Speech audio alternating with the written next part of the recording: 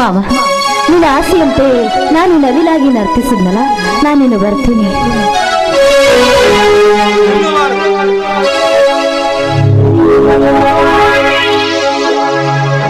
ಇಷ್ಟಕ್ಕೆ ಮುಗಿಲಿಲ್ಲ ನನ್ನ ಮಾತು. ಇದು ಬರೀ ಶಾಂಪ.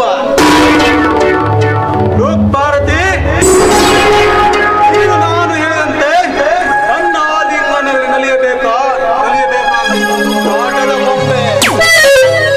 ಆ ಗೊಂಬೆಯ ಸೂತ್ರಧಾರ ನಾನು.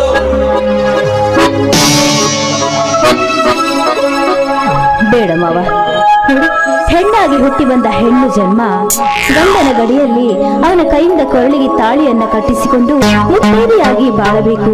ಇದು ಸಂಪ್ರದಾಯ ನೋಡಿ. ಅದರಂತೆ ಈ ಬಡ ಭಾರತೀಯ ಕೊರಳಿಗೆ ನೀವು ಈ ನಿಮ್ಮ ಬಾಹು ಬಂಧನದ ಹಕ್ಕಿ ನಾನಾಗಿ ಬಾಳ್ತೀನಿ. ನಿನ್ನಂತ ಬಡವಳಿಗೆ ತಾಳಿ ಕಟ್ಟಿ ಈ ವೈಭವಕ್ಕೆ ರಾಣಿ ನಾನಲ್ಲ. ನನ್ನನ್ನು ಮದುವೆಯಾದ ಹೆಣ್ಣು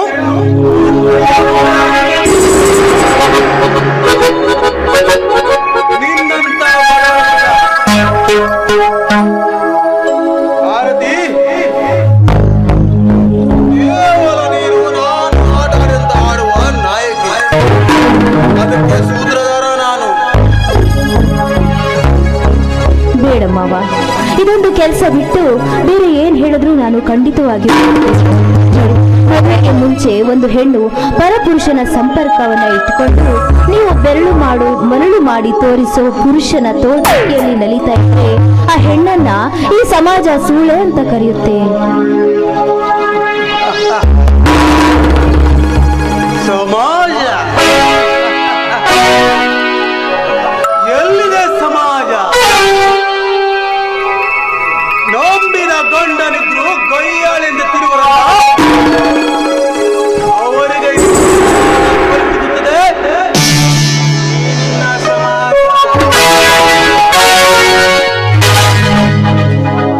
ಮದುವೆಗಿಂತ ಮೊದಲೇ 3 ತಿಂಗಳಾಗಿ ಮದುವೆಯ ಮಂಟಪದಲ್ಲಿ ಬೇರೊಬ್ಬ ಪುರುಷನ ಜೊತೆ ತಾಳಿ ಕಟ್ಟಿಸಿಕೊಂಡು ಅವನನ್ನೇ ಗಂಡನಾಗಿ ಮಾಡೋದಿಲ್ಲ. ಅವಳಿಗೆ ಯಾವ ಸ್ಥಾನ?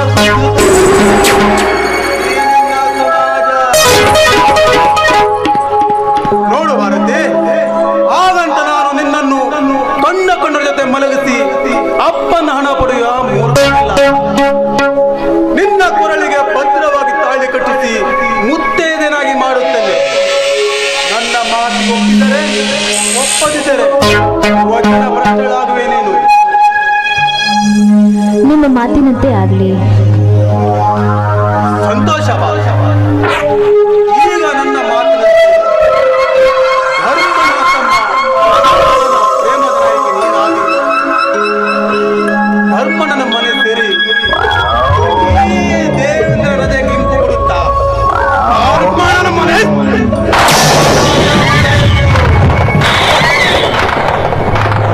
ಇನ್ನು ಮುಂದೆ ನೀನು ಸೀತಾಳ ಗೆಳತಿ ಅವಳಲ್ಲಿ ನಲಿಯಬೇಕು.